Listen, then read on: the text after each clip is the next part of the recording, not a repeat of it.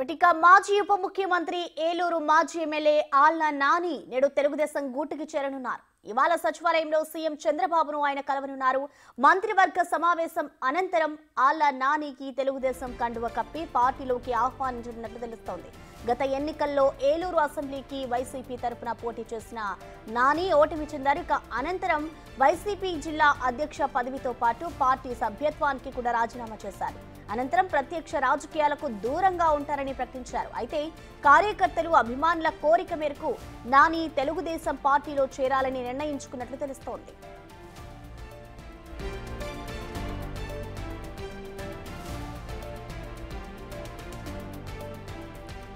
మరోవైపు ఆళ్ల నాని తెలుగుదేశం పార్టీలో చేరాలంటే క్షమాపణ చెప్పాలని తెలుగుదేశం నేతలు డిమాండ్ చేస్తున్నారు. గతంలో ఆయన టీడీపీపై అనేక ఆరోపణలు చేశారని గుర్తు చేస్తున్నారు టీడీపీ నేతలు.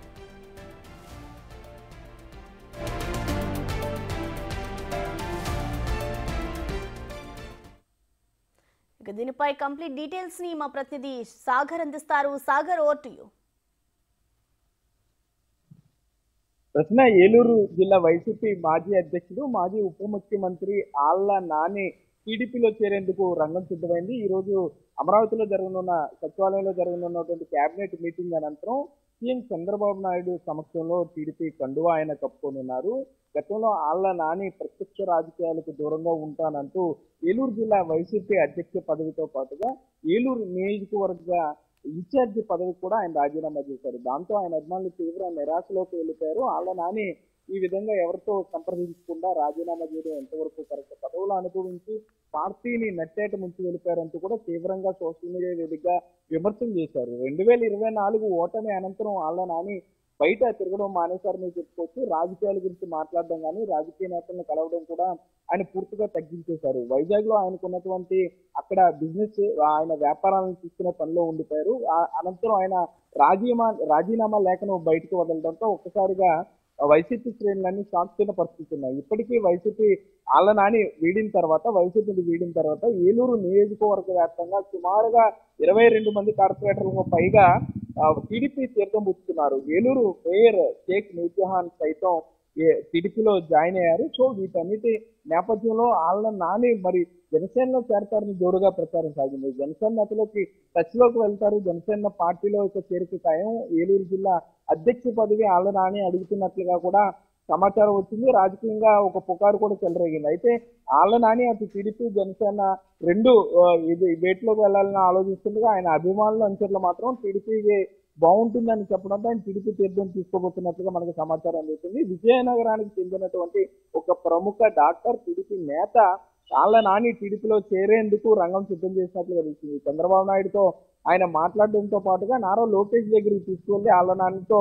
భేటీ చేయించినట్లుగా అనంతరం టీడీపీలో చేరేందుకు పూర్తిగా రంగం సిద్ధమైనట్లుగా కూడా మనకు తెలిసింది. ఆళ్ల నాని ఇప్పటి వరకు మొత్తం 7 సార్లు ఏలూరు అసెంబ్లీ నియోజకవర్గంలో ఎమ్మెల్యేగా పోటీ చేశారు. 3 సార్లు గెలుపొందారు. వైసీపీ గెలుపొందిన అనంతరం ఆయన ఉప ముఖ్యమంత్రి పదవి సైతం చేపట్టారు.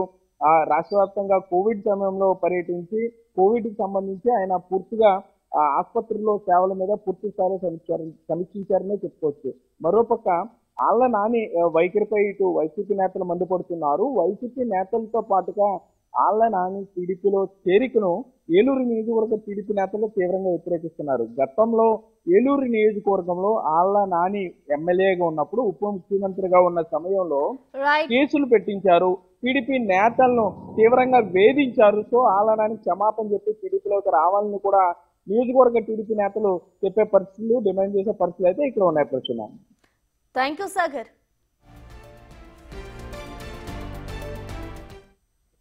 అంత నమ్మకంగా మిమ్మల్ని చూసినటువంటి రాజశేఖర రెడ్డి ఫ్యామిలీకే మీరు ఎన్నుపోటు పడిసి తెలుగుదేశం పార్టీలో జాయిన్ అవుతున్నప్పుడు మీరు ఎక్కడ ఎన్నాళ్ళు ఉంటారో కూడా మాకు తెలుసు. ఈ తెలుగుదేశం పార్టీకి ఎంత సేవ చేస్తారో కూడా ఏలూరు జిల్లా ప్రజలకి, ఏలూరు నియోజకవర్గం ప్రజలకి కూడా తెలుసు అని చెప్పేసి నేను ఈ సభాముఖంగా మీకు తెలియపరుస్తూ మీరు ఒక్కసారి మట్టికి తెలుగుదేశం పార్టీ కార్యకర్తలకు క్షమాపణ చెప్పందే మీరు గనక ఏలూరు తెలుగుదేశం పార్టీలో గనక మీరు జాయిన్ అయితే క్షమించేదే లేదని చెప్పి తెలుగుదేశం పార్టీ పార్టీ కార్యకర్తల తరఫున నేను చెప్తున్నా మీకు, అంత నమ్మకంగా మిమ్మల్ని చూసిన